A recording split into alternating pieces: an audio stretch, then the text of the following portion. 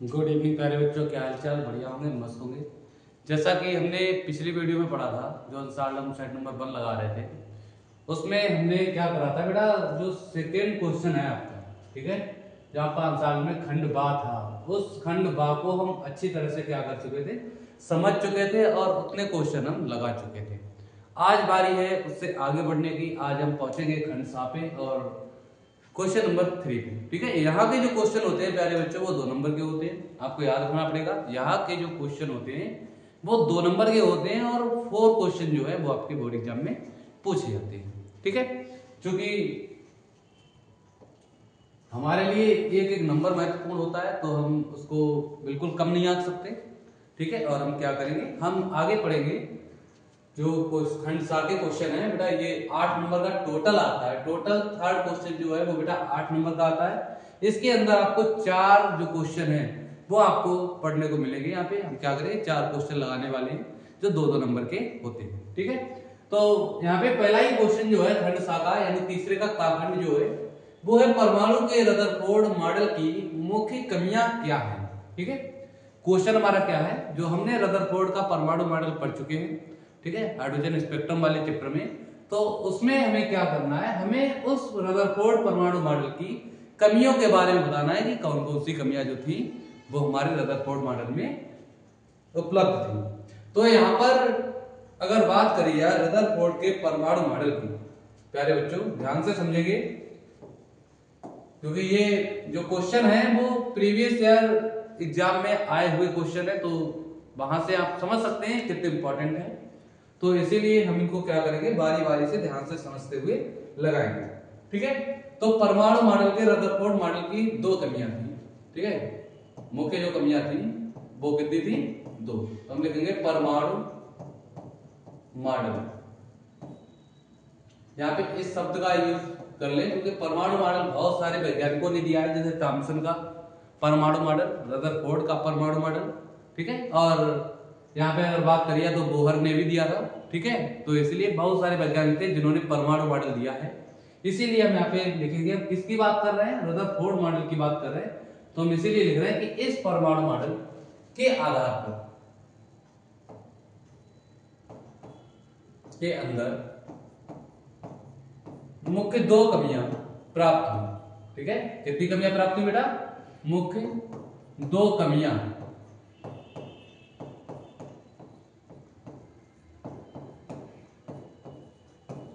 और वो 2 मुख्य कमियां क्या थी प्यारे बच्चों? पहली जो प्रमुख कमी थी वो हमारी थी परमाणु के स्थायित्व में, ठीक है।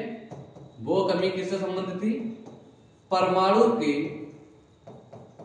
स्थायित्व में। समझ में आ रहा है? रदरफोर्ड के परमाणु मॉडल के अंदर जो मुख्य कमियां हमें प्राप्त हुई, उन कमियों में जो पहली कमी थी प्यारे बच्चों, वो कमी थी परमाणु के स्थायित्व में, ठीक है। क्योंकि रदरफोर्ड ने कहा था कि परमाणु जो होता है प्यारे बच्चों वो कैसा होता है, वो स्थायी होता है। स्थायी होने का मतलब यहाँ पे बताया गया था कि प्रत्येक परमाणु के अंदर जो इलेक्ट्रॉन होता है वो वृत्तीय गति में क्या करता रहता है, चक्कर लगाता रहता है, ठीक है। जैसा कि वो क्या करता रहता है, वो वृत्तीय गति में चक्कर लगाता रहता है, ठीक है। इतना हम सारे लोग क्या हैं, हम सारे लोग जानते हैं, ठीक है। लेकिन इसके साथ साथ ये भी बताया गया है, ठीक है, कि जब वो वृत्तीय गति में चक्कर करता है तो इलेक्ट्रॉनों से लगातार क्या उत्सर्जित होनी चाहिए, विद्युत चुंबकीय तरंगे जो हैं वो उत्पन्न होनी चाहिए, ठीक है। और तरंगों के कारण क्या होता है, ऊर्जा का ह्रास होता है, ठीक है। यहाँ पे किसके बारे में बात कर रहे हैं, परमाणु के स्थायित्व के बारे में बात कर रहे हैं। तो यहाँ पर आपको क्या चीज याद रखनी है, हम सभी को पता है कि परमाणु के अंदर, ठीक है, क्या होता है, जो इलेक्ट्रॉन होता है, कौन सा भाई होता है, इलेक्ट्रॉन, ठीक है। परमाणु के अंदर क्या होता है प्यारे बच्चों, इलेक्ट्रॉन जो होता है, ये इलेक्ट्रॉन किसके चारों ओर, नाभिक के चारों ओर चक्कर लगाता है, ठीक है। नाभिक के चारों ओर क्या करता है, चक्कर लगाता है। और जब ये चक्कर लगाता है, ठीक है, ये क्या करता है, चक्कर लगाता है, तो चक्कर लगाते टाइम इस इलेक्ट्रॉन के द्वारा विद्युत चुंबकीय तरंगे जो हैं, ठीक है, वो क्या होनी चाहिए, वो विद्युत चुंबकीय तरंगें उत्पन्न होनी चाहिए। ठीक है, बिल्कुल ध्यान से एक एक कॉन्सेप्ट को हम समझेंगे, क्योंकि ये इंपॉर्टेंट क्वेश्चन है और यहाँ पर हमें क्या है, बेहतर तरीके से जितना ज्यादा समझेंगे उतना ज्यादा बोर्ड एग्जाम में हमें क्या करेगा, ये बेनिफिट देने वाला है। ठीक है, अगर क्वेश्चन बेनिफिट आता है तो वहां पर बेनिफिट हमें बहुत ही ज्यादा होगा। ठीक है, तो परमाणु के साहित्य में रदरफोर्ड ने बताया था कि इलेक्ट्रॉन जो होता है वो नाभिक के चारों ओर चक्कर लगाता है। अगर इलेक्ट्रॉन नाभिक के चारों ओर चक्कर लगाता है तो बेटा क्या होना चाहिए, तो उसके अंदर विद्युत चुंबकीय तरंगे उत्पन्न होनी चाहिए। ठीक है, अब तरंगे जब बेटा उत्पन्न होंगी तो इनके द्वारा, इनके उत्पन्न होने से क्या होगा प्यारे बच्चों, ऊर्जा ह्रास होगा। क्या होगा, ऊर्जा ह्रास होगा। और जब ऊर्जा ह्रास होगा, ठीक है, तो क्या होगा, तो ये इलेक्ट्रॉन चक्कर लगाने के पश्चात जब इसके अंदर ऊर्जा नहीं बचेगी, ठीक है, जब इसके अंदर क्या होगी, सारी इलेक्ट्रॉन की ऊर्जा जो है वो नष्ट हो जाएगी, वो समाप्त हो जाएगी, तो ये किसमें गिर जाना चाहिए, फिर ये इलेक्ट्रॉन नाभिक में गिर जाना चाहिए। ठीक है, इलेक्ट्रॉन क्या गिर, नाभिक में गिर जाना चाहिए। परंतु जो हमारे रदरफोर्ड थे, इन्होंने बोला था कि ऐसा नहीं है। क्या होता है कि परमाणु जो होता है प्यारे बच्चों, वो उसके चारों ओर क्या करता है, चक्कर लगाता है, और ये नियमित चक्कर लगाता रहता है। इससे क्या है, इससे परमाणु का जो स्थायित्व है वो बना रहता है, लेकिन ऐसा वाकई में बिल्कुल भी नहीं था। ठीक है, तो ये याद रखिए। दूसरा जो नियम दिया था इन्होंने, जो दूसरी इनकी परमाणु मॉडल की कमियां थी वो क्या थी प्यारे बच्चों, दूसरी जो परमाणु मॉडल की कमियां थी वो एक कमी और थी, मुख्य कमी, जिसे बोलेंगे रेखीय स्पेक्ट्रम। ठीक है, रेखीय स्पेक्ट्रम की व्याख्या के संबंध में। ठीक है, क्या थी, रेखीय स्पेक्ट्रम की व्याख्या के संबंध में। ये इनकी नेक्स्ट जो थी वो इनकी कमी थी। ठीक है, इन्होंने बताया कि जो रेखीय स्पेक्ट्रम होता है वो कहां से उत्पन्न होता है। ठीक है, ये बात भी हमें पता होनी चाहिए। इन्होंने बताया था कि जब भी प्रत्येक पथ पर इलेक्ट्रॉन चक्कर लगाता है तो चक्कर लगाने से उनकी आवृत्ति जो होती है वो बदलती है। ठीक है, उनकी क्या होती है, आवृत्ति बदलती है। ठीक है, ये बात याद रखी थी। ठीक, इन्होंने क्या बताया था कि जब इलेक्ट्रॉन क्या करता है पहले बच्चों, इलेक्ट्रॉन चक्कर लगाता है।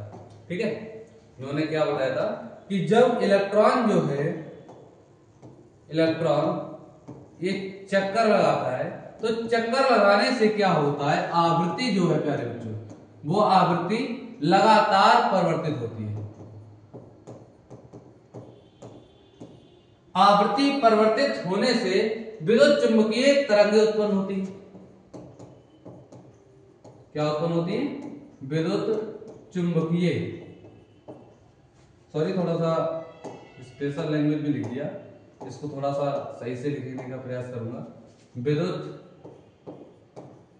चुंबकीय, ठीक है, क्या उत्पन्न होती है, तरंगें उत्पन्न होती है। और जब बेटा विद्युत चुंबकीय तरंगें उत्पन्न होगी तो ये जो क्रिया है वो कैसी होनी चाहिए, वो सतत होनी चाहिए। सतत का मतलब होता है बेटा लगातार। सही है, सतत का मतलब क्या होता है प्यारे बच्चों, सतत का मतलब होता है लगातार। यानी इलेक्ट्रॉन जब भी किसी वृत्तीय कक्षा में चक्कर लगाएगा तो चक्कर लगाने से जो उसकी आवृत्ति है वो लगातार कैसी होगी, वो लगातार परिवर्तित होगी। और आवृत्ति परिवर्तित होने से विद्युत चुंबकीय तरंगें जो है, ठीक है, वो लगातार उत्पन्न होती है। सतत का मतलब होता है लगातार उत्पन्न होती है। ठीक है, और लगातार उत्पन्न होने के कारण, ठीक है, कैसे होनी चाहिए, लगातार उत्पन्न होने के कारण परमाणु का जो स्पेक्ट्रम है वो कैसा होना चाहिए, वो रेखीय नहीं होना चाहिए। ठीक है, लगातार उत्पन्न होने के कारण परमाणु का जो स्पेक्ट्रम है वो रेखीय नहीं होना चाहिए। लेकिन वास्तव में क्या होता है, ये रेखीय नहीं होना चाहिए।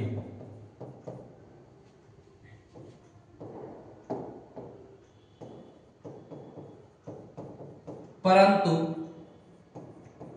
जो स्पेक्ट्रम है प्यारे बच्चों, जो स्पेक्ट्रम है वो कैसा होता है, वो रेखीय होता है, ठीक है। जो स्पेक्ट्रम होता है बेटा वो कैसा होता है, वो रेखीय होता है। यही क्या थी, यही परमाणु मॉडल की, इनकी जो रदरफोर्ड है इनके परमाणु मॉडल की दूसरी कमी थी, ठीक है। तो 2 नंबर में हम ज्यादा नहीं लिखना चाहेंगे और लिखना भी नहीं चाहिए, क्योंकि क्वेश्चन जिस टाइप का हो हम उस तरह से क्या करेंगे उसमें लिखेंगे। क्योंकि जिस तरह से हमने ऑप्शनल जो क्वेश्चन होता है बेटा वहाँ पे टिक वाला होता है, ठीक है। ऑप्शन मतलब ए या बी पे क्या करना है, टिक करना होता है, या आप एक वर्ड में लिख सकते हैं कि ऑप्शन नंबर या विकल्प संख्या इतनी सही है, ठीक है। विकल्प का खागा सही है, तो वहां पे हम उतना ही करते हैं। ऐसे ही 1 नंबर वाला जो क्वेश्चन होता है प्यारे बच्चों, वहां पर हम क्या करते हैं 1 या 2 लाइन लिखते हैं, ठीक है। तो उसके बाद नेक्स्ट की ओर बढ़ जाते हैं। और जब आता है 2 नंबर का क्वेश्चन तो उसमें लगभग 6-7 लाइनें भरनी, इससे ज्यादा हमें नहीं करना है, क्योंकि 2 नंबर चाहे आप कितना भी लॉन्ग कर दें वहां पे आपको 2 नंबर ही मिलने हैं, तो ये याद रखना है, ठीक है। बढ़ते हैं नेक्स्ट क्वेश्चन की ओर। अगला जो क्वेश्चन है प्यारे बच्चों वो कितना है,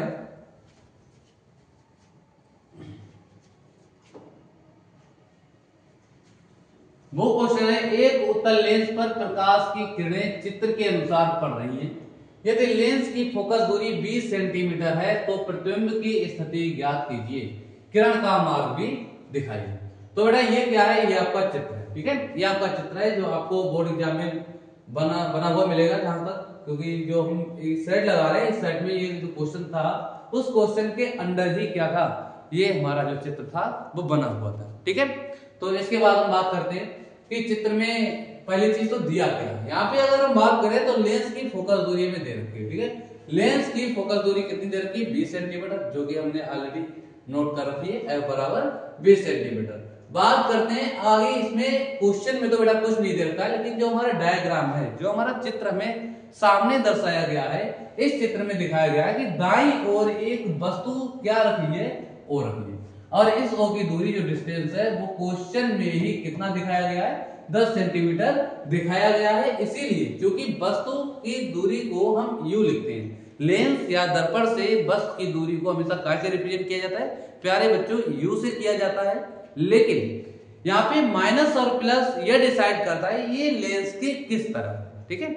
जैसे बहुत से बच्चों ने ये रट लिया है कि जो वस्तु की दूरी है वो हमेशा क्या रखी जाती है, माइनस ही रखी जाती है, लेकिन वो ऐसा नहीं है। इसमें होता क्या है, इसमें लेंस की डायरेक्शन देखी जाती है कि लेंस से दाईं ओर वस्तु रखी है या फिर बाईं ओर। अगर प्यारे बच्चों लेंस से बाईं ओर वस्तु रखी, कहां रखी, लेंस से बाईं ओर वस्तु रखी, आप इस तरह से खड़े हो जाइए लेंस के सामने, अगर बाईं ओर वस्तु रखी है तो इसका मतलब यू हमारा निगेटिव लिया जाएगा। लेकिन अगर दाईं ओर रखी है तो इसका मतलब क्या होता है कि यू हमारा जो है बेटा वो प्लस लिया जाएगा, ठीक है, कंफर्म है। इसके बाद में यहाँ पे देखते हैं हमारी जो वस्तु है प्यारे बच्चों वो कितना रखी है, वो हमारे लेंस से दाईं ओर ही रखी है, इसीलिए ये दूरी जो है बेटा वो प्लस में ली जाएगी, ठीक है। बी हमारा क्या है, बी यहाँ पर निकालना है, क्योंकि लिखा है प्रतिबिंब की स्थिति में क्या करनी है प्यारे बच्चों, ज्ञात करनी है। तो सूत्र हम कौन सा लगाएंगे, लेंस वाला ही लगाएंगे, क्योंकि लेंस से संबंधित क्वेश्चन है। तो आपने फोकस दूरी का सूत्र पढ़ा है, 1/f बराबर 1/b माइनस 1/u से, ठीक है। और इसमें क्या करना है, फोकस दूरी देख लीजिए आप कितना दे रखा है, फोकस दूरी हमारी 20 सेंटीमीटर दे रखी है, मैंने पुट कर दिया मान, और ऐसे ही u हमारा 10 सेंटीमीटर दे रखा है, तो हमने उसका भी मान क्या कर लिया है, पुट कर लिया। इधर ये जो वैल्यू है वो नेगेटिव में है, अगर इसको हम सेकंड साइड में ट्रांसफर कर दें प्यारे बच्चों तो ये साइन जो होता है ना, ये साइन हमारा चेंज हो जाता है, माइनस का क्या हो जाएगा, दूसरी साइड में ये प्लस में जाएगा, ठीक है। तो इसीलिए इसको जब इधर साइड में ट्रांसफर किया तो ये काय में आ गया प्यारे बच्चों, ये प्लस में आ गया, ठीक है। यहाँ पे अगर हम एलसीएम ले लें तो बेटा 20 और 10 का एलसीएम कितना होता है, 20 ही होता है। 20 से पहले 20 को डिवाइड करेंगे तो हमारा कितना आता है, तो प्यारे बच्चों 1 आता है, ठीक है। तो हमारा प्यारे बच्चों कितना आता है, 1 आता है। लेकिन जब 10 से 20 को डिवाइड करेंगे, जो एलसीएम आता है उसी के लिए डिवाइड किया जाता है, पहली चीज तो ये जान लेनी है, ठीक है। तो 10 से जब 20 को डिवाइड करेंगे तो बेटा हमारा कितना आता है, 2 आता है। बीच में साइन हमारा क्या है, प्लस है, तो प्लस लगा देंगे, और ये रहेगा हमारा न्यूमरेटर में, और हमारा 2 + 1 मिलकर कितना हो जाता है, 3 हो जाता है, ठीक है। और एलसीएम में कितना रहना है, 20 रहना है। यहाँ पे आपका जो भी डाउट है वो क्लियर हुआ होगा। अगर हम क्या करेंगे, यहाँ पे एक तो कंडीशन होती है क्रॉस मल्टीप्लिकेशन कराते हैं, एक कंडीशन होती है इनका व्युत्क्रम लिख ले, व्युत्क्रम का मतलब उल्टा, ठीक है। जैसे मैंने इसका व्युत्क्रम लिखा तो कितना हो गया, b/1 हो गया, यानी b ही जिसको बोलते हैं। तो ये भी क्या हो जाएगा, ये भी पद जो है वो उल्टा हो जाएगा और हो जाएगा 20/3। जब हम 3 से 20 को डिवाइड करते हैं प्यारे बच्चे, तो हमारा आंसर आता है b बराबर 6.67 सेंटीमीटर। और यही हमारा क्या है, यही हमारी प्रतिबिंब की स्थिति है, ठीक है। यही हमारी क्या है, प्रतिबिंब की प्यारे बच्चों स्थिति है, ठीक। इसके बाद बढ़ते हैं नेक्स्ट क्वेश्चन की ओर, ठीक है। इसके बाद हम कहां बढ़ते हैं, नेक्स्ट क्वेश्चन की ओर। और अगला क्वेश्चन जो हमारा है वो विद्युत चुम्बकीय तरंगे क्या होती हैं, ठीक है। इनके संचरण का आरेख खींचकर वैद्युत क्षेत्र एवं चुंबकीय क्षेत्र के अवयव को दर्शाइए, ठीक है। ये क्वेश्चन मैंने कई दफा एग्जाम में देखा है, जो आपके प्रीवियस ईयर के पेपर है, मैंने कई साइड लगवा चुका हूँ, कई साइडों में क्या है इसका वर्णन है। इस तरह का क्वेश्चन बहुत पूछा गया है, तो आपके लिए समझ चुके होंगे कि ये क्वेश्चन कितना इंपॉर्टेंट है, तो आप तैयार करेंगे इसके लिए बहुत ही विशेष तौर पर। और इसके बाद ये तो हमारा क्या है, ये हमारा डायग्राम है, जो आगे का क्वेश्चन है कि इनके संचरण का किरण आरेख खींचकर विद्युत क्षेत्र और चुंबकीय क्षेत्र के अवयव दिखाई। तो ये वही हमारा डायग्राम है, जहां पर E0 क्या है, E0 हमारा विद्युत क्षेत्र है, V0 क्या है, चुंबकीय क्षेत्र है, और ये जो सीधी तरंग जा रही है वो है तरंग संचरण की दिशा, ठीक है। तो ये हमारा डायग्राम बना हुआ है ऑलरेडी। और हमें जो लिखना है वो क्या हमें लिखना है, हमें लिखना है कि विद्युत चुंबकीय तरंगे होती क्या है, what is the electromagnetic force, sorry electromagnetic waves, ठीक है। हमें क्या, हमें जानना है, हमें जानना है कि विद्युत चुंबकीय तरंगे क्या होती है, इलेक्ट्रोमैग्नेटिक वेव्स क्या होती है, what is the electromagnetic waves. तो यहां पे देखते हैं बेटा कि विद्युत चुंबकीय तरंगे होती क्या है। अगर हम डेफिनेशन लिखें इसकी,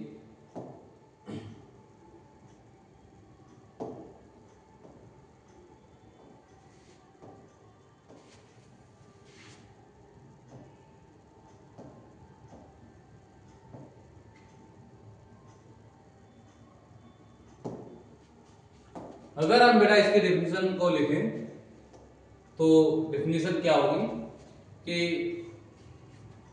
वे चुंबकीय तरंगे या वे तरंगे जो निर्वात में भी चल सकती है, या ऐसे भी लिख सकते हैं वे तरंगे जिन्हें माध्यम की आवश्यकता नहीं होती। ये भी बहुत ही बढ़िया डेफिनेशन है, वे तरंगे जो माध्यम के बिना भी, माध्यम के बिना भी संचरित होती है,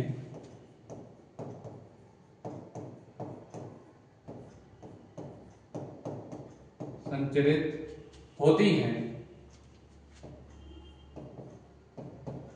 विद्युत चुंबकीय तरंगे कहलाती है। क्या कहलाती है प्यारे बच्चों, विद्युत चुंबकीय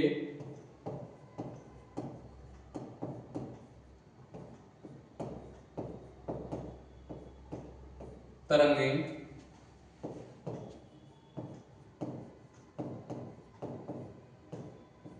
कहलाती है, ठीक है।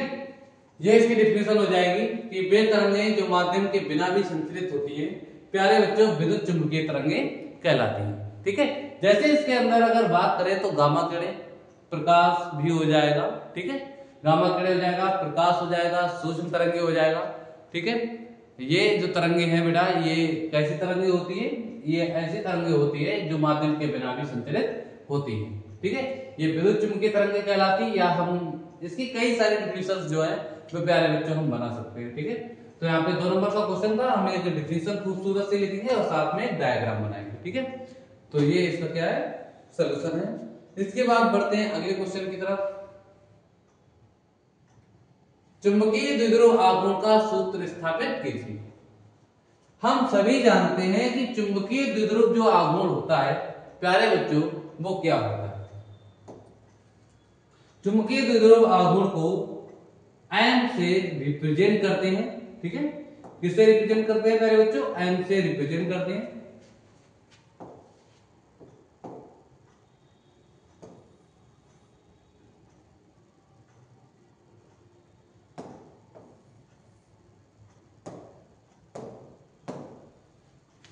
ठीक है।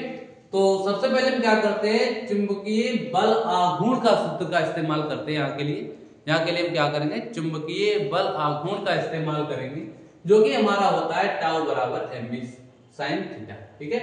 लेकिन अगर हम मान लें कि थीटा हमारा जो कैसा है, लंबवत है। ठीक है। अगर जो द्विध्रुव चुंबकीय द्विध्रुव रखा है उसका जो एंगल है, ठीक है, माध्यम से वो कितना है, वो 90 डिग्री है, यानी लंबवत है। तो उस कंडीशन पे हम थीटा बराबर 90 डिग्री रखेंगे और हमें पता है कि साइन 90 की वैल्यू कितनी होती है, 1 होती है।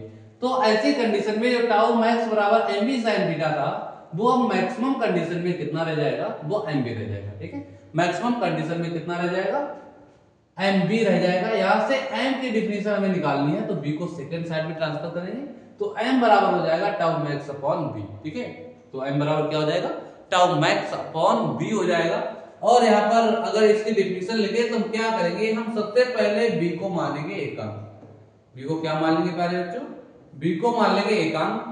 तो उस कंडीशन में हम लिखेंगे कि एकांक चुंबकीय क्षेत्र में किसी कुंडली पर लगने वाले बलयुग्म आघूर्ण को चुंबकीय द्विध्रुव आघूर्ण कहते हैं। ठीक है।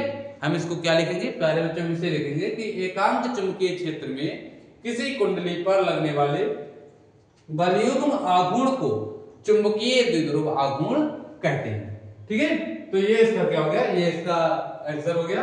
और इस तरह से बेटा हमने क्या है, हमने 2 नंबर वाले जो 4 क्वेश्चन थे, उन चारों क्वेश्चन को हमने भली भांति कर लिया। ठीक है। और वो 8 नंबर से संबंधित थे, यानी एवरी जो क्वेश्चन था वो 2 मार्क्स का था।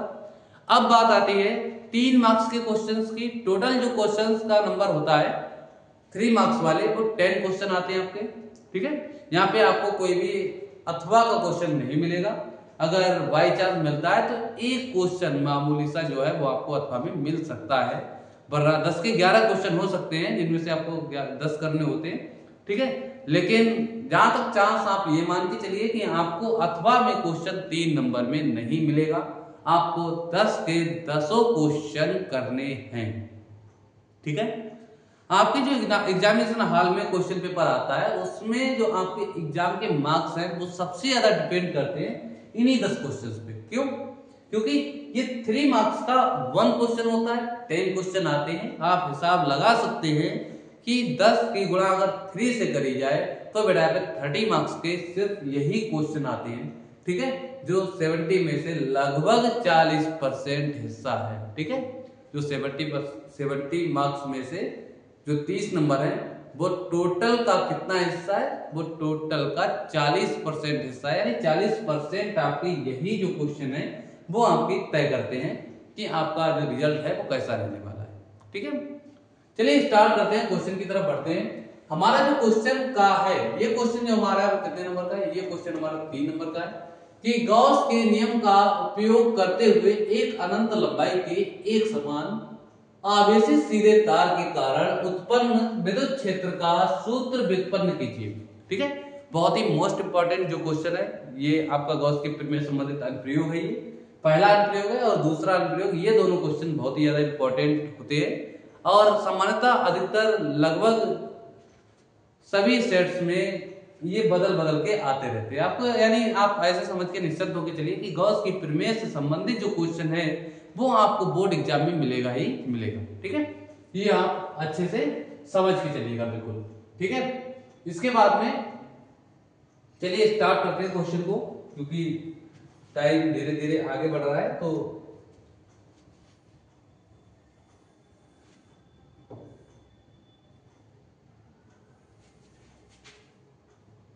इस चित्र को हम थोड़ा सा साइड में करते हैं, जिससे हमें करने के लिए प्रॉपर जगह मिल जाए।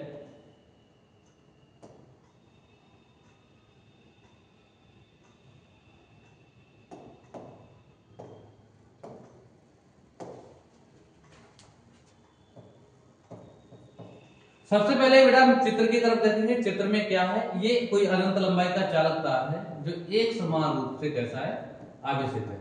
जब एक समान रूप से आवेशित होता है और कोई एल लंबाई का चालक तार होता है प्यारे बच्चों, तो इसको बोलते हैं रेखीय आवेश घनत्व लैम्डा। ठीक है। इसको क्या बोलते हैं, रेखीय आवेश घनत्व लैम्डा बोलते हैं। ठीक है। जो जिसके कारण ये जो तार है एक समान रूप से आवेशित है। ठीक है। इस तार के सेंटर O से स्मॉल r दूरी पर एक बिंदु क्या है, P है, जहां पर हमें क्या ज्ञात करना है, हमें वैद्युत फ्लक्स ज्ञात करना है। ठीक है, अगर ये बिंदु P है जो वैद्युत क्षेत्र की डायरेक्शन में है। लेकिन यहाँ पर कई सारे फैक्ट्स हो सकते हैं, क्योंकि इसका जरूरी नहीं कि एक ही जो पृष्ठ है सिर्फ वक्र पृष्ठ ही, इसमें बेटा वृत्तीय पृष्ठ भी होते हैं, ये भी हमें ध्यान में रख के लेकर चलना है। ठीक है, तो एक जो चीज है जो ये हो गई कि यहाँ पे कितने पृष्ठ होते हैं, दो तरह के पृष्ठ होते हैं, एक वक्रीय होता है, दूसरा वृत्तीय पृष्ठ भी होता है। ठीक है, हम क्या करते हैं, आर त्रिज्या का यहाँ पर एक गॉसियन पृष्ठ खींचते हैं और गॉसियन पृष्ठ के अंदर ही बिंदु P को हम क्या करते हैं, हम चिन्हित करते हैं कि उस बिंदु पर हमें क्या ज्ञात करना है, वैद्युत फ्लक्स ज्ञात करना है। क्योंकि अगर हम दोनों टर्म्स को साथ में लेकर चले तो हम क्या करेंगे, हम कुल फ्लक्स निकालेंगे कि ये जो भी हमारा निकाय है, इस निकाय से हमारा जो कुल फ्लक्स है वो कितना होगा। अगर हम बात करेंगे कुल फ्लक्स की, तो सारे बच्चे जानते हैं कि कुल फ्लक्स की अगर फाई ई की बात करी जाए तो उस कंडीशन में ये जो हमारा ऑब्जेक्ट है, इस ऑब्जेक्ट के पास दो तरह के क्या है, पृष्ठ है। एक तो हमारा ये वाला जो पृष्ठ होता है, इस पृष्ठ को बोलते हैं वक्रीय पृष्ठ, और ये जो ऊपर का पृष्ठ होता है, ऊपर का और नीचे का ढक्कन टाइप का, इसको बोलते हैं वृत्तीय पृष्ठ। तो यहाँ पर सिंपली हम देख सकते हैं कि हमारे पास कितना वक्र पृष्ठ है, एक वक्र पृष्ठ है। ठीक है, वक्र पृष्ठ से फ्लक्स प्लस वृत्तीय पृष्ठ से फ्लक्स।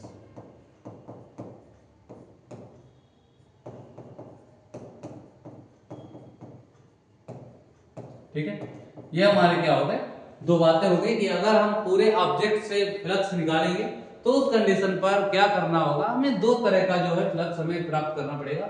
एक वक्र पृष्ठ से कितना फ्लक्स जा रहा है, दूसरा वृत्तीय पृष्ठ से कितना फ्लक्स जो है वो हमें प्राप्त हो रहा है। ठीक है, उस कंडीशन पर हम क्या करेंगे, दरअसल यहाँ पे एंगल की बात करते हैं तो वृत्तीय पृष्ठों पर जो एंगल बनता है प्यारे बच्चों, वो कितना होता है, वो एंगल हमारा 90 डिग्री बनता है। वृत्तीय पृष्ठों पर एंगल कितना है, 90 डिग्री। लेकिन वक्रीय पृष्ठ पर जो एंगल प्यारे बच्चों बनेगा वो बनेगा 0 डिग्री। ठीक है, वो कितना बनेगा, वो बनेगा 0 डिग्री, क्योंकि वैद्युत क्षेत्र की दिशा और P की दिशा एक ही डायरेक्शन में है। ठीक है, दोनों एक ही दिशा में जा रही हैं, इस कारण से इन दोनों का जो एंगल बनेगा वो बनेगा हमारा 0 डिग्री। ठीक है, इसके बाद में चलते हैं, अगर हम कुल फ्लक्स की बात करें तो ये कितना हो जाएगा, ध्यान से देखेंगे, ये हमारा क्या है, ये हमारा फाई ई है, फाई ई बराबर, अगर वक्र पृष्ठ की बात करेंगे तो जैसा कि आपने वैद्युत फ्लक्स में सूत्र पढ़ा होगा कि फाई ई इक्वल टू होता है E into A cos theta. ये सारे लोग जानते होंगे कि हमने जो फ्लक्स का फार्मूला पढ़ रखा है, वो पढ़ रखा है फाई ई बराबर ई वेक्टर इंटू ए वेक्टर। अगर हम वेक्टर को हटाते हैं तो उस कंडीशन पे एक एंगल आके चिपक जाता है जिसको हम बोलते हैं कॉस थीटा। ठीक है, एक एंगल चिपक जाता है जिसे क्या बोलते हैं, कॉस थीटा। तो यहाँ पे फाई ई बराबर हो जाएगा, फाई ई बराबर वक्र पृष्ठ से फ्लक्स, तो वक्र पृष्ठ से सूत्र हम वही लगाएंगे, E into A cos theta plus वृत्तीय पृष्ठ से फ्लक्स भी हमारा क्या होगा, E into A cos theta. लेकिन अब पृष्ठों की अगर बात करी जाए तो यहाँ पर वृत्तीय पृष्ठ जो है वो बेटा हमारे पास नंबर ऑफ, ठीक है, जो पृष्ठ है हमारे पास क्या था, वृत्तीय पृष्ठ। ठीक है, वो हमारा कितना है, वो हमारे 2 है। ठीक है, वो हमारे क्या है, वो हमारे दिया है, जो सर्किल वाला एरिया है वो सर्किल वाले एरिया हमारे कितने, 2 एरिया है, इसलिए मैंने उसको दोगुना कर दिया। ठीक है, और कुछ नहीं, अगर एंगल की बात करें तो आप सभी जानते हो कि यहाँ पर एंगल कितना है, यहाँ पर एंगल 90 डिग्री है, और यहाँ पे एंगल कितना है, यहाँ पर एंगल 0 डिग्री। दोनों की वैल्यू अगर पुट करते हैं तो बेटा क्या प्राप्त होता है, phi E equal to E into A cos 0 degree plus 2E into A cos 90 degree. आप सभी लोग जानते हैं कि cos 90 डिग्री की वैल्यू कितनी होती है, 0 होती है। ठीक है, we know that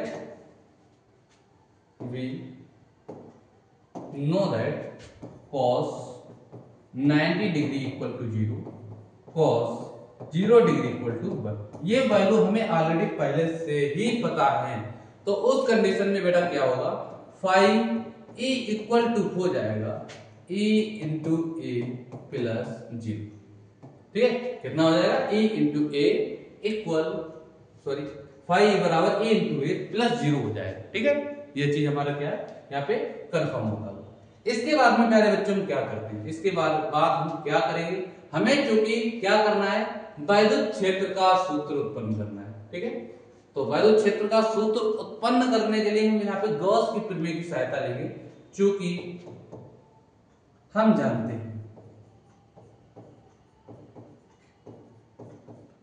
जानते हैं कि फाई ई इक्वल होता है Q अपॉन एप्सिलॉन। ठीक है, ये हम जानते हैं और ये कहां से लिया गया है, गॉस की प्रमेय से। ठीक है, ये हम कहां से लिया गया है, गॉस की प्रमेय से। अतः इसीलिए जो हमारा फाई ई है वहां पर हम कितना रखेंगे, हम रखेंगे Q अपॉन एप्सिलॉन नॉट बराबर E इंटू ए। और अगर एरिया की बात की जाए प्यारे बच्चों, एरिया की बात की जाए तो एरिया कितनी होगी, आप देख सकते हैं ये जो तार है वो किसके आकार का होता है, ये तार जो है वो बेटा बेलन के आकार का होता है। और बेलन का जो एरिया है उससे सभी लोग परिचित हैं कि जो एरिया होगा वो होगा 2 पाई आर। एच होता है लेकिन यहाँ पर तार है तो तार की लंबाई कितनी हो जाएगी, एल हो जाएगी। वो एरिया में आप पुट कर देंगे। ठीक है, जब एरिया यहाँ पे पुट करेंगे तो ये हो जाएगा Q upon epsilon nought equal A into 2 pi R है। ठीक है, ये हमारा क्या हो गया, 2 पाई आर एल हो गया। इसके बाद में प्यारे बच्चों क्या होगा, इसके बाद में अगर हम 2 पाई आर एल को सेकेंड साइड में ट्रांसफर कर दें तो उस कंडीशन पे E इक्वल हमें प्राप्त होगा Q upon 2 pi R L epsilon not. ठीक है, इस कंडीशन में अगर हम, पहली बात तो ये हमारा जो व्यंजक है वो प्राप्त हो चुका है, लेकिन इस तार पर क्या है, लैम्डा विराजमान है। और लैम्डा बराबर क्या होता है बेटा, हम सभी लोग जानते हैं कि जो लैम्डा है वो लैम्डा बराबर होता है Q अपॉन एल। तो अगर हम इसकी जगह पे लैम्डा यूज करें तो बहुत ही बेहतर रहेगा। हम क्या लिखेंगे, E बराबर lambda upon 2 pi epsilon nought into R. यही हमारा क्या है, यही हमारा सूत्र है। ठीक है, यही हमारा क्या है, व्यंजक है। क्योंकि जगह थोड़ी शॉर्टेज थी और नेक्स्ट पेज का मैंने यूज किया नहीं, क्योंकि ये रिवीजन क्लास है, यहाँ पे आप रिवीजन कर रहे हैं, साथ ही साथ आप सीख रहे हैं कि कहाँ पे हम किस तरह से इसको थोड़ा शॉर्ट बना के किस तरह से इसको हम विधिवत लिख सकते हैं। तो वो ये तरीका है जो मैंने आपको बताया है। और इस तरीके से क्या है, हमारा जो व्यंजक है वो प्राप्त हो गया। अगर हम चाहें तो यहाँ पर 2 से ऊपर नीचे मल्टीप्लाई कर सकते हैं। अगर 2 से ऊपर नीचे मल्टीप्लाई करेंगे तो जो फार्मूला प्राप्त होगा E बराबर 1 upon 4 pi epsilon nought into 2 lambda upon R. ये फार्मूला हमारा जो है वो हमें प्राप्त हो जाएगा। ठीक है, ये फार्मूला प्यारे बच्चों जो क्या है वो हमें प्राप्त हो जाएगा।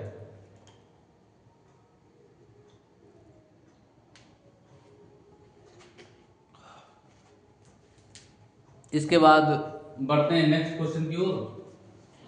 और जो अगला क्वेश्चन प्यारे बच्चों हमारा है वो क्वेश्चन है, परावर्ती दूरदर्शी का किरण आरेख खींचिए, इसकी कार्यविधि स्पष्ट कीजिए। ठीक है, तो इसका जो किरण आरेख है वो बेटा बहुत ही ज्यादा टफेस्ट है, लेकिन कोई यहाँ पे दिक्कत नहीं है। अगर डाउनलोड किया होता तो मैं निकाल देता, इसको हम सबसे एंड में लगाएंगे। ठीक है, क्योंकि इसके लिए किरण आरेख जो है उसको बनाने में थोड़ा सा क्या है, टाइम लगेगा। ठीक है, इसके बाद बढ़ते हैं नेक्स्ट क्वेश्चन की ओर। और अगला क्वेश्चन है हमारा, अनुचुंबकीय, प्रचुंबकीय तथा लोह चुंबकीय पदार्थों में विभेद कीजिए तथा प्रत्येक का एक एक उदाहरण लिखिए। विभेद का मतलब होता है प्यारे बच्चों अंतर को स्पष्ट करना। ठीक है, विभेद का मतलब क्या होता है, अंतर को स्पष्ट करना होता है। ठीक है, तो इसीलिए यहाँ पर देखो सबसे पहले क्या करना है, मैं चुंबकीय का लिखना है। तो अनचुंबकीय पदार्थ प्यारे बच्चों क्या होते हैं, वे पदार्थ जो चुंबकीय क्षेत्र में मामूली से आकर्षित होते हैं। यहाँ पे आकर्षित का मतलब होता है पदार्थों को अपनी ओर खींचना। समझ में आ गया?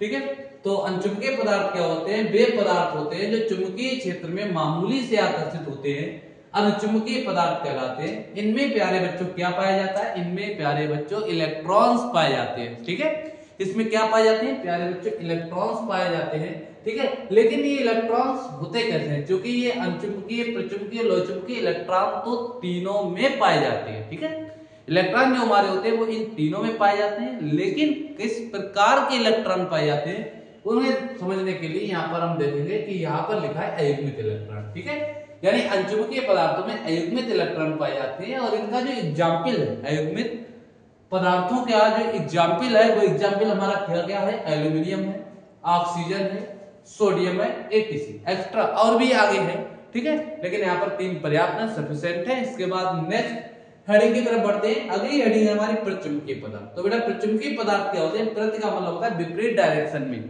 ठीक है, ये क्या करते हैं, आकर्षित होते हैं, ठीक है, ये विपरीत दिशा में आकर्षित होते हैं। हम इस तरह से कह सकते हैं कि वे पदार्थ जो चुंबकीय क्षेत्र में मामूली से प्रतिकर्षित होते हैं क्या कहलाते हैं, प्रतिचुंबकीय पदार्थ कहलाते हैं। इनमें सभी इलेक्ट्रॉन युग्मित होते हैं। सबसे बढ़िया कंडीशन यहाँ पे क्या है, ये है कि यहाँ पर बेचारे अकेले अकेले थे, लेकिन यहाँ पर सभी जोड़ा बनाए हुए बैठे हुए हैं, ठीक है। तो जब जोड़ा होगा तो बेटा शांति से बैठेंगे, अकेले होंगे तो तुम्हें पता ही फिर क्या होगा, है ना।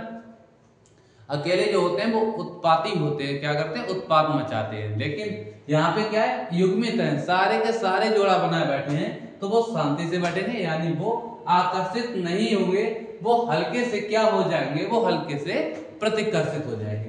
इसके बाद एक चीज इसमें और है, वो क्या है कि अचुंबकीय पदार्थों का चुंबकीय आघूर्ण शून्य नहीं होता है, परंतु प्रचुंबकीय पदार्थ का चुंबकीय आघूर्ण कैसा होता है बेटा, शून्य होता है। एग्जाम्पल की बात करें तो सोना, चांदी, तांबा, जल, ठीक है, ये क्या है, ये हमारे प्रतिचुंबकीय पदार्थ है। आप ऐसे अंदाजा लगा लीजिए कि जितनी भी महंगी धातुएं या पदार्थ हैं वो सारे के सारे काय में आएंगे प्यारे बच्चों, प्रतिचुंबकीय पदार्थ में ही आएंगे। यहाँ पे अगर हीरा की बात करते तो वो भी हमारा काय में आता प्यारे बच्चों, प्रतिचुंबकीय पदार्थ में ही आता, ठीक है।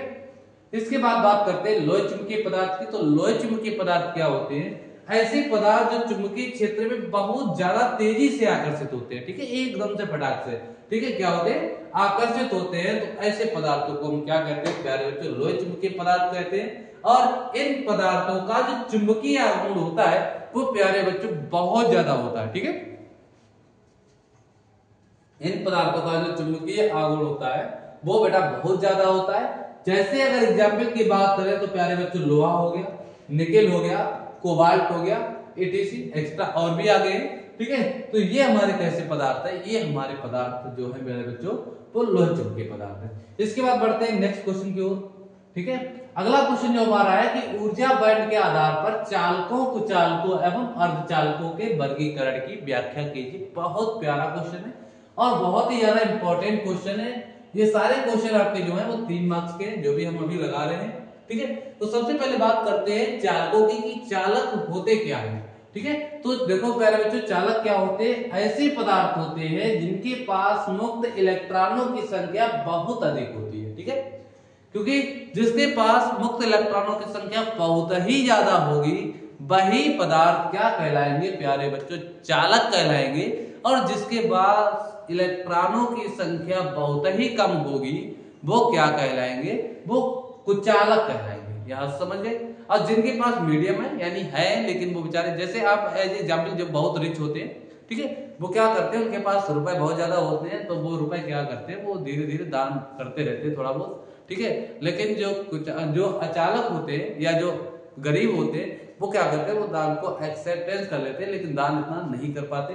लेकिन जो अर्धचालक होते हैं वो अपना बजट जो है वो तैयार करके चलते हैं, इक्का दुक्का दे दिया, वरना वो जहां तक कोशिश करते हैं कि उनके पास से कोई भी दान या उन्हें ना मिले ना उनके पास से जाए, ठीक है, समझ गए। तो वैसा ही कुछ यहाँ पे स्ट्रक्चरल है कि चालक क्या होते हैं, ऐसे पदार्थ जिनके पास मुक्त इलेक्ट्रॉनों की संख्या बहुत अधिक होती है।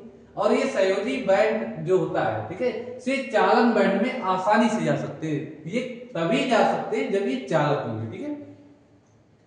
तो क्या होता है, मुक्त इलेक्ट्रॉनों की संख्या जो होती है यानी मुक्त इलेक्ट्रॉन है वो कहां से कहां तक जाते हैं, संयोजी बैंड से चालन बैंड में आसानी से जाते हैं, जिससे वैद्युत धारा का प्रभाव होता है, क्या कहलाते हैं, चालक कहलाते हैं। दरअसल इनके बीच जो ऊर्जा अंतराल होता है वो बेटा कितना होता है, ऊर्जा अंतराल मेरे ख्याल से 1.5 होता है शायद, ठीक है, कितना होता है 1.5 ईवी का या 1.7 ईवी का होगा लगभग, मेरे ख्याल से शायद 0.7 होता है, सॉरी, ऊर्जा अंतराल कितना होता है 0.7 ईवी का होता है। इसके बाद जब बात करते हैं कुचालक की, तो कुचालक क्या होते हैं? ऐसे पदार्थ होते हैं जिनके पास मुक्त इलेक्ट्रॉन होता ही नहीं है, ठीक है। जब मुक्त इलेक्ट्रॉन इनके पास होते ही नहीं है तो इनमें संयोजी बैंड और चालन बैंड के बीच एक बड़ा अंतराल पाया जाता है, ठीक है, जो लगभग 3 eV का होता है। और इस अंतराल को पार कर पाना हर एक मुक्त इलेक्ट्रॉन के बस का नहीं होता, यानी इलेक्ट्रॉन तो होते हैं कुछ, लेकिन उनमें से कुछ ही क्या कर पाते हैं, इनको पार कर पाते हैं, ठीक है। सॉरी, यहाँ पे 3 eV है तो इनको पार नहीं कर पाते हैं, जिसके कारण धारा जो है बेटा वो क्या है, वो प्रवाहित नहीं होती है। क्या कहलाते हैं? कुचालक कहलाते हैं। लेकिन अर्धचालक क्या होते हैं प्यारे बच्चों? वे पदार्थ जिनमें मुक्त इलेक्ट्रॉन की संख्या कम होती है, ठीक है। दरअसल ये क्या होते हैं, इनमें मुक्त इलेक्ट्रॉनों की संख्या कम होती है। कम होने के कारण क्या होता है, इनके संयोजी बैंड और चालन बैंड के बीच में जो ऊर्जा अंतराल होता है वो 1 eV का होता है, यानी 1 इलेक्ट्रॉन वोल्ट का होता है। और जिनमें इलेक्ट्रॉन को चालकों से अधिक और कुचालकों से कम ऊर्जा की आवश्यकता होती है, ठीक है। यानी इलेक्ट्रॉन को उस बैंड को पार करने के लिए क्या करना पड़ता है, चालकों से ज्यादा और कुचालकों से कम ऊर्जा की आवश्यकता होती है। और ऐसे पदार्थों को हम प्यारे बच्चों क्या कह देते हैं, अर्धचालक कह देते हैं। अगर एग्जाम्पल की बात करें प्यारे बच्चों तो चालक में सोना आ जाएगा, चांदी आ जाएगा, लोहा आ जाएगा, ठीक है, तांबा आ जाएगा, ये चालक पदार्थ होते हैं। कुचालक की बात करें तो शीशा आ जाएगा, लेड, ठीक है, प्लास्टिक आ जाएगी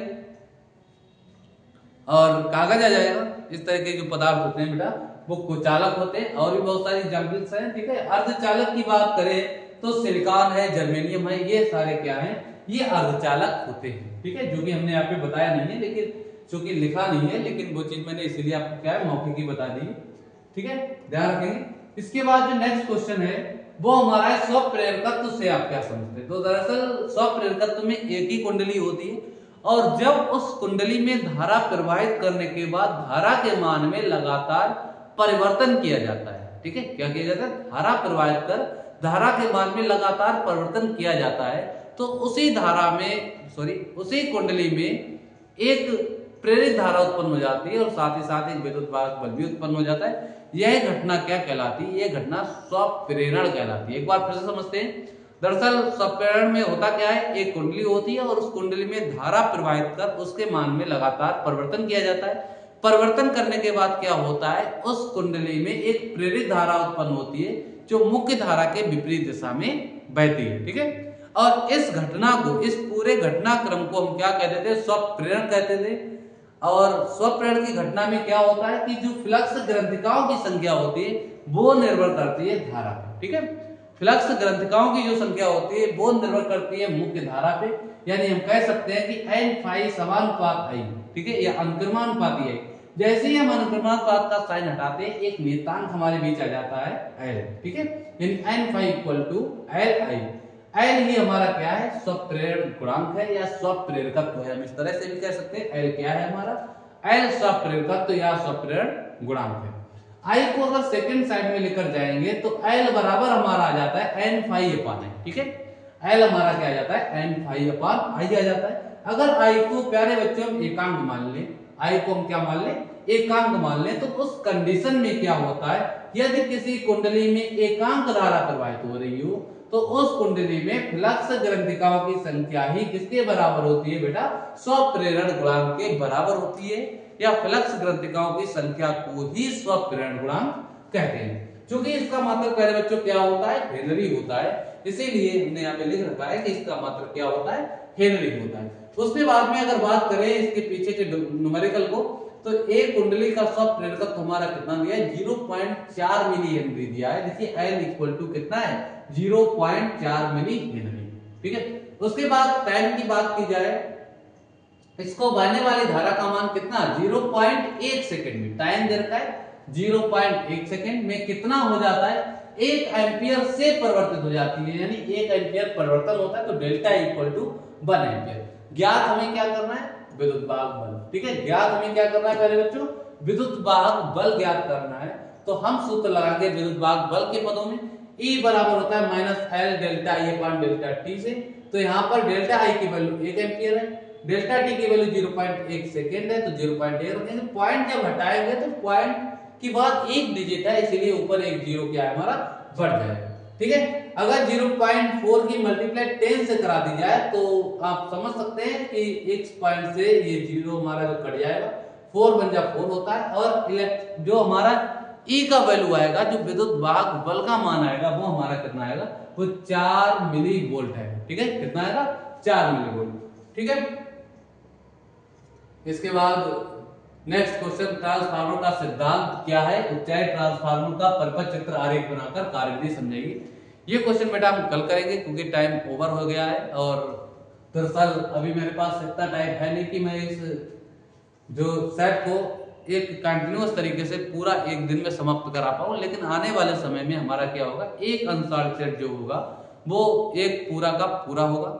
अभी थोड़ा सा हमारे और भी काम है, उन कामों के कारण मैं थोड़ा सा बिजी हूँ, लेकिन फिर भी आप लोगों के लिए मैं छोटी छोटी क्लिप जो वीडियो है वो लाता रहूंगा जब तक कि हमारा काम पूरा जो है वो समाप्त नहीं हो जाता। जब काम समाप्त हो जाएगा उसके बाद हम एक सेट पूरा एक दिन में ही जो है वो सॉल्व करेंगे। ठीक है, ये याद रखेंगे। आप लोग हमारे चैनल को सब्सक्राइब करते रहिएगा, लाइक करिए और बढ़िया बढ़िया से कमेंट करिए, जिससे और भी सारे बच्चे जो हैं वो हमारे साथ जुड़ पाए। ठीक है, अभी थोड़ी सी व्यस्तता है, इसीलिए जो कैमरा है, कैमरे से हम वीडियो नहीं बना पा रहे हैं, खुद के मोबाइल से इस समय आपकी जो क्या है वो वीडियो चला रहे हैं। ठीक है, लेकिन आने वाले अगले मंथ से लगभग हम कैमरे पे भी आ जाएंगे और कैमरे से भी हमारी लाइव क्लास बाकायदा चलेगी और आपको और भी ज्यादा अच्छा कंटेंट प्राप्त होगा।